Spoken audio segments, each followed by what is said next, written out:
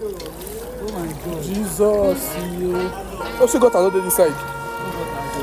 Jesus, yeah. I don't know how to talk. What thing do you? Chairman, my mom. Hey, Lagos, see water, oh. God. Hey. See Lagos. See what the to me. Hey, water, oh. Ah. Me want see Lagos.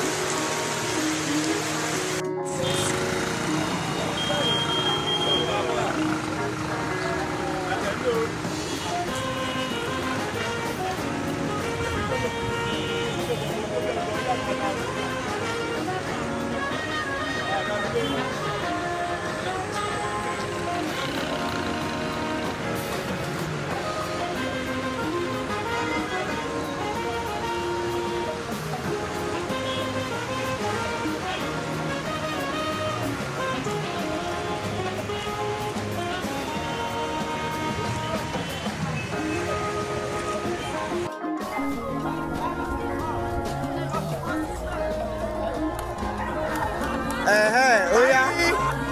Oh yeah. They go. Yeah, they go. You see long so strong pass you don't be go. You carry korok me, you say you go. Oh yeah, they go now. And I rise the guy even park.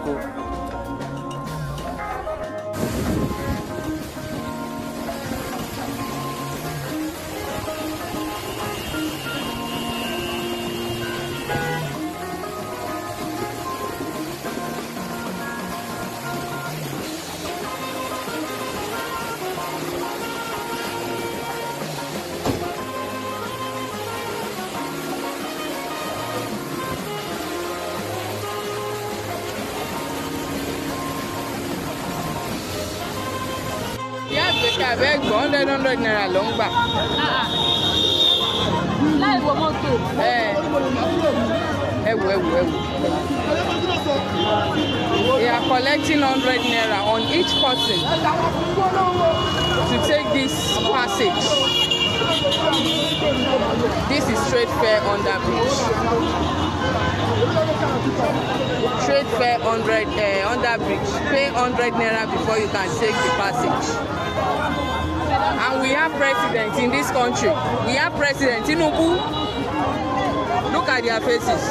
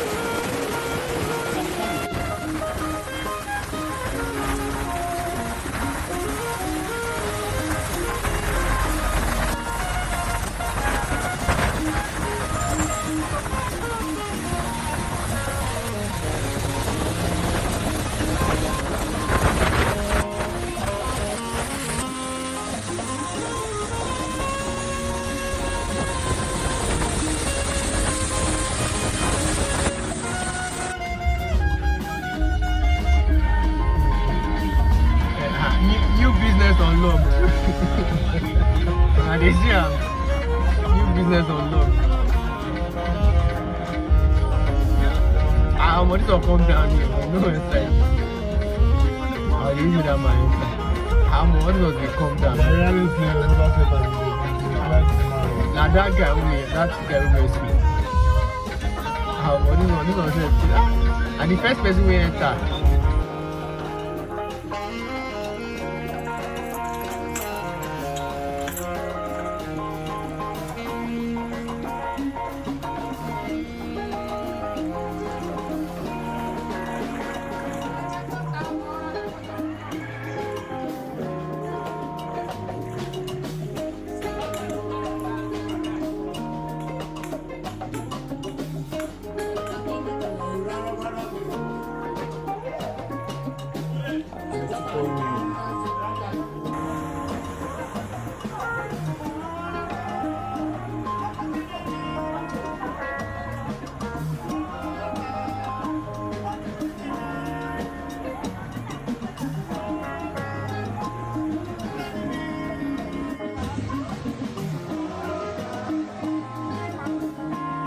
Satellite Town. Satellite Town. Trade Fair International Market. And that's today, September 16, 2023. The heavy downpour of the rain has kept all moving vehicles, including Freeman. Nobody could access the road anymore due to the heavy downpour. This truck has started all the way from P9. Already. Everywhere is stopped up. Nobody could pass the road. Everywhere is stopped up. That's quicker than everywhere is stopped up. This is Iyanaworo. Before Tomiland Bridge. High flood, submerging all cars going to Lagos Island. All cars, highly submerged. Inside the flood.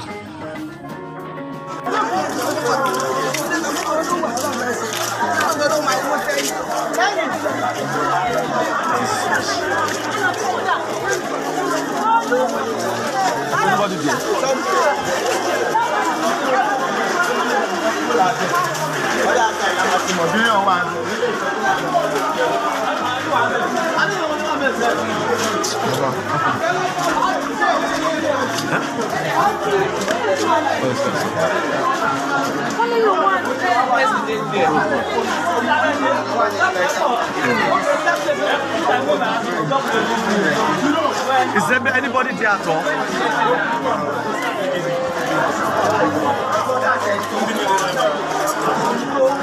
Look at it. Just look at it. Easy. It's not bad.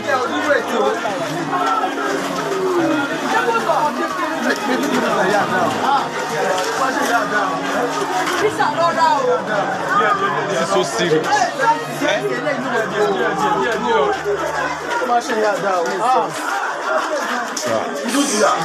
They said that one don't go short. Made in only one beginner. Okay, only one.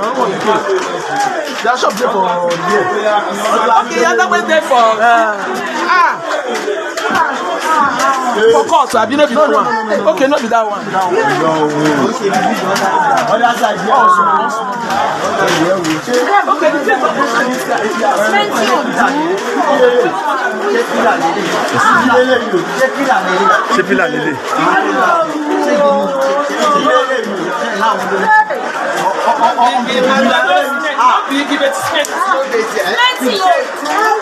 Mama was a pretty nice up to go to Raja.